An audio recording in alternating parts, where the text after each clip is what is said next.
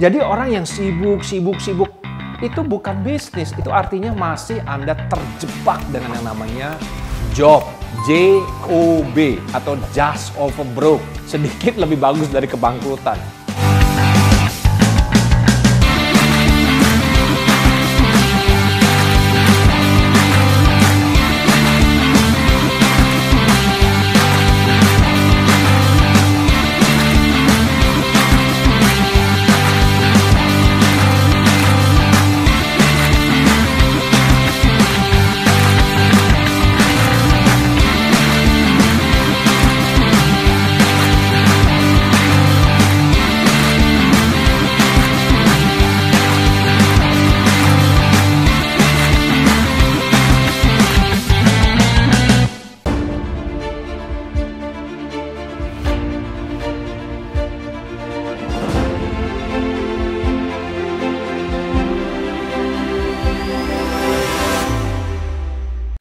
Halo para pemilik bisnis, saya Coach Ben Abadi lagi di 10X Growth.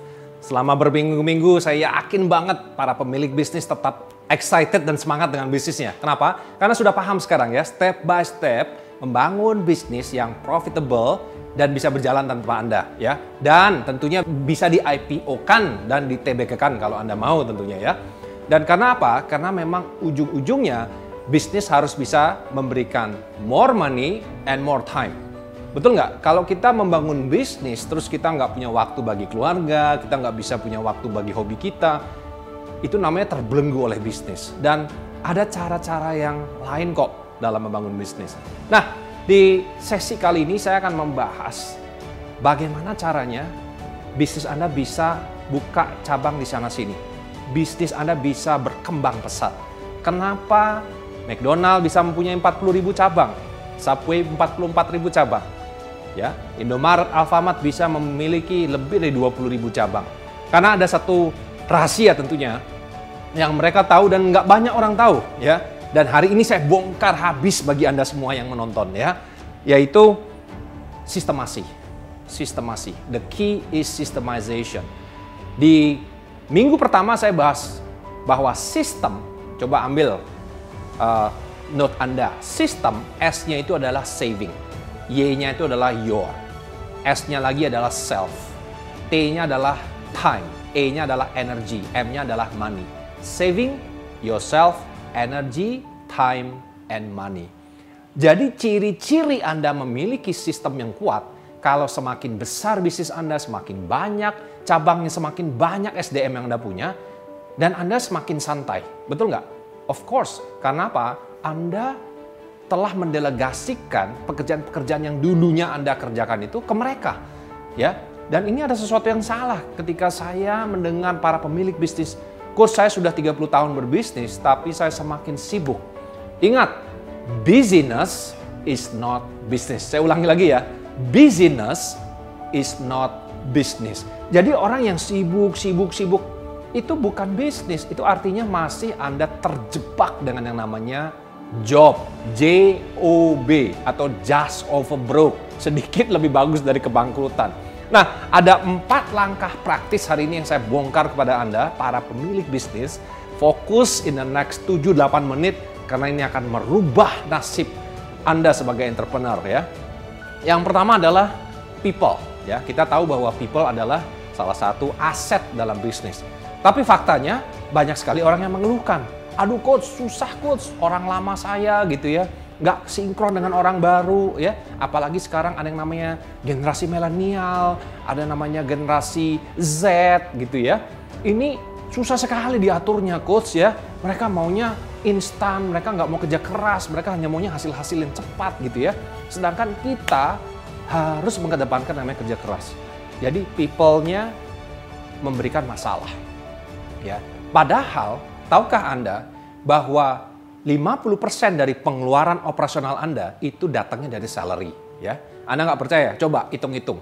Kalau Anda punya pengeluaran let's say 1 bulan itu let's say 500 juta ya.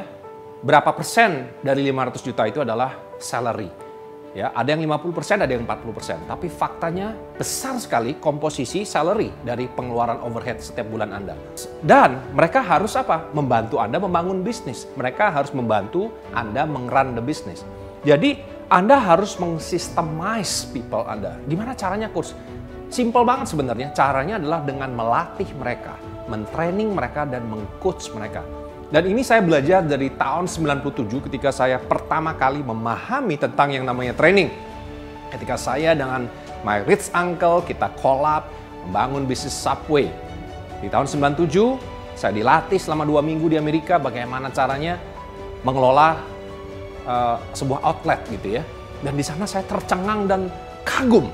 Bagaimana caranya dalam 2 minggu dia bisa melatih saya ya mengelola outlet Subway, bagaimana membuat sebuah sandwich yang saya nggak ngerti sama sekali gitu ya.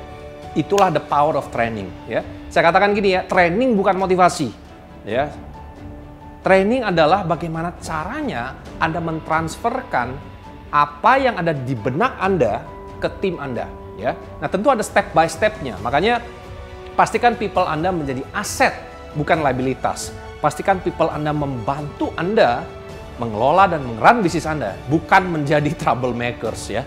Dan yang kedua, ini juga yang nggak kalah penting, Anda harus meng-leverage atau menggunakan IT, information technology ya. Saya lihat bisnis-bisnis di era COVID ya, yang winning companies adalah perusahaan-perusahaan yang mengembangkan kapabilitas IT-nya. Nah, salah satunya Anda lihat nih ya, t-shirt yang saya pakai nih, Lestari Mobile ya. Jadi BPR Lestari salah satu menurut saya perusahaan yang winning di tengah-tengah goncangan COVID. Kenapa? Karena mereka mengembangkan terus IT capabilities-nya ya. Dengan Lestari Mobile Anda bisa melakukan aktivitas perbankan dari rumah ya. Anda nggak perlu ke bank ya, Anda bisa dari rumah melakukan transaksi aman, damai ya kan. Dan mereka sudah menyediakan infrastruktur ini bagi Anda ya. Jadi pastikan Anda memakai Lestari Mobile tentunya. Dan Anda juga para pemilik bisnis harus berpikir gimana caranya agar Anda juga mengkorporasikan yang namanya IT. Kenapa? Karena sekarang di zaman digital ya. Hati-hati kalau orang berpikir saya sudah pakai sosmed, bahkan saya sudah pakai YouTube, itu artinya Anda sudah bisnisnya modelnya digital. Salah ya. Digitalisasi ini banyak sekali. Anda harus memakai yang namanya sebuah sistem, information system. Agar apa? Ciri-cirinya. Mengelola data ya. Karena big data is coming up ya, Internet of Things. Intinya gimana? Ciri-cirinya Anda tidak perlu lagi tergantung dengan manusia gitu ya. Karena sudah ada sistem for monitoring, untuk operasional, bahkan untuk keuangan. Ya, menganalisa data, bayangkan kalau Anda nggak ada IT. Saya pernah ketemu dengan sebuah pemilik bisnis yang notabene sebenarnya SDM-nya itu ada ribuan. Yang saya terkejut, untuk mengolah data, mereka masih manual. Ya.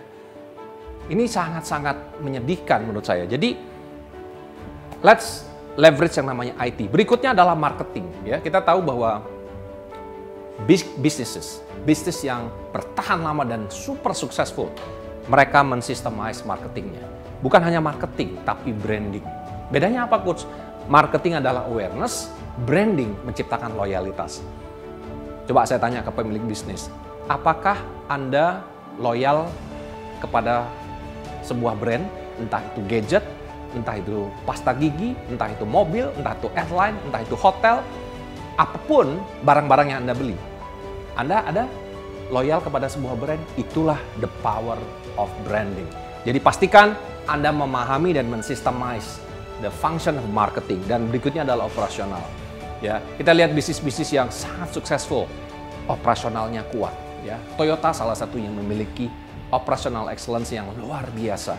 Ya, AirAsia, Southwest, mereka adalah perusahaan-perusahaan yang memiliki operational excellence yang luar biasa. Apa ciri-cirinya, Coach, operational excellence dari sebuah bisnis? Pertama, Anda sangat efisien. Kalau Anda punya pabrik, production capacity-nya, waste-nya itu bisa diminimalkan. Ya. Kalau operasional Anda bocor, yang terjadi adalah akan menggerus margin Anda. Maka profit Anda akan tergerus. Pastikan Anda melakukan 4 hal ini, 4 hal mensistemasi bisnis Anda. Agar apa? Agar bisnis Anda satu aja, tidak tergantung dengan orang-orang tertentu. Karena pastikan Anda punya sistem agar siapapun yang ada di bisnis Anda, ya, bisnis Anda tetap jalan. Apalagi Anda pemilik bisnis keluarga, Anda tentu mau mewariskan ke anak Anda. Kalau hanya Anda saja atau segelintir orang yang harus memanage perusahaan itu, maka sangat berbahaya kelangsungan dari bisnis Anda. 4 hal sangat simple, people, IT, marketing, dan operasional, agar bisnis Anda bisa profitable dan berjalan tanpa Anda. Sampai jumpa di sesi berikutnya. Sampai jumpa di sesi 10x Growth berikutnya. Saya Coach Ben Abadi. Salam 10 kali.